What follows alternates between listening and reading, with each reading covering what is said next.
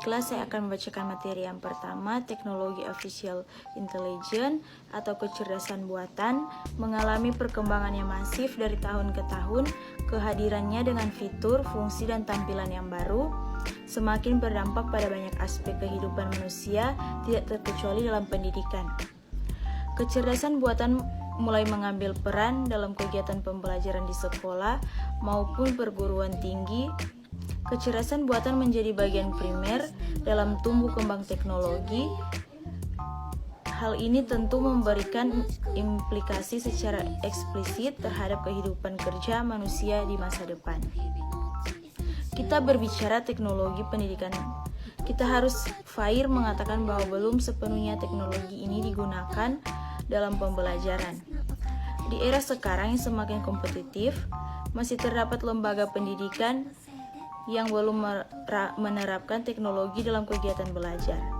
Mengotomatiskan tugas-tugas seperti memberikan umpan balik, memilih materi pembelajaran yang sesuai, maupun menyelaraskan kurikulum dengan kebutuhan siswa. Baiklah, saya akan menjelaskan bagian dari bab 2, yaitu apa itu kecerdasan buatan.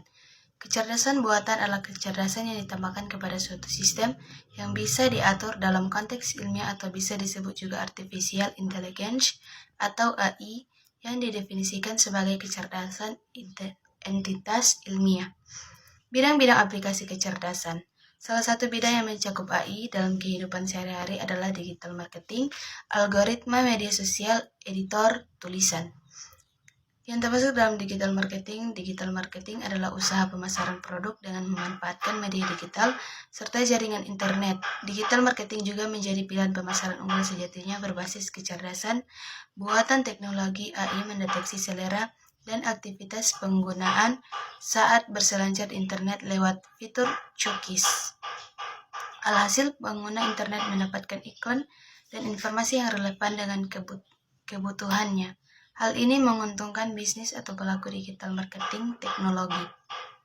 Teknologi AI yang dimiliki mesin pencari atau media sosial mampu menyasar iklan mereka ke pengguna yang tepat.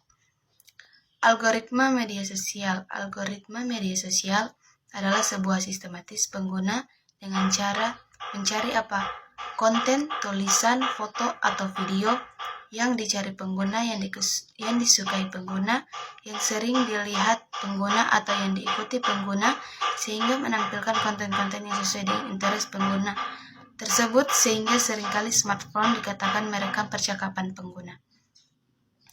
Sedangkan editor tulisan adalah suatu software yang memungkinkan seseorang untuk membuka, melihat, dan mengedit file plain text atau teks biasa. Saya akan menjelaskan contoh dan penerapan kecerdasan buatan dalam bidang pendidikan.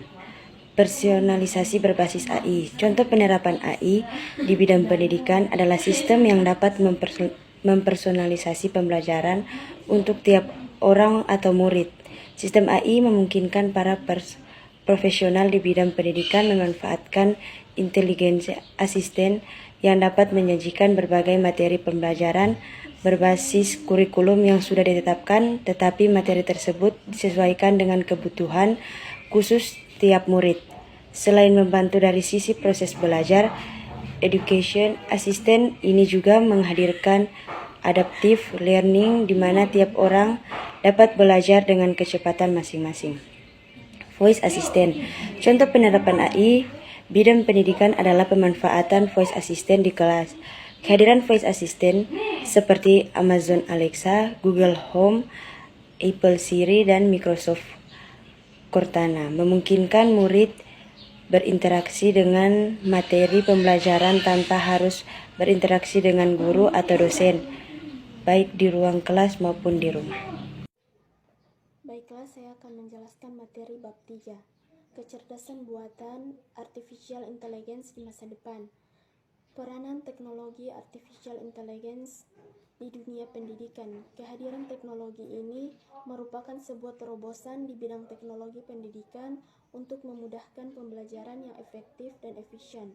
Meski tidak dapat menggantikan peran guru, teknologi ini dapat membantu pekerjaan guru dan bisa menghasilkan praktik terbaik di dunia pendidikan. Penggunaan teknologi dengan bijak dan terkendali dapat memicu akselerasi pendidikan. Kemunculan teknologi kecerdasan buatan ini juga dapat menanamkan sifat mandiri dalam diri pelajar.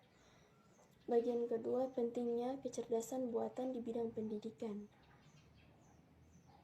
Pentingnya kecerdasan buatan di bidang pendidikan ini juga dapat membantu untuk meningkatkan kemampuan kita dalam mengonsumsi dan menambah pengetahuan dalam skala besar, bahkan melebihi keahlian, budaya, dan kemampuan berbahasa yang kita miliki.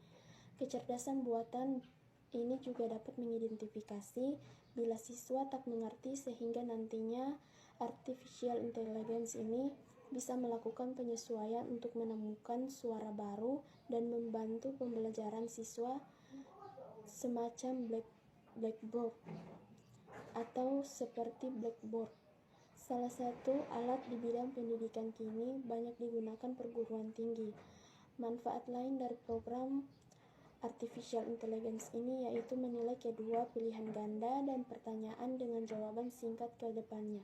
Artificial intelligence ini juga bisa menilai pertanyaan esai.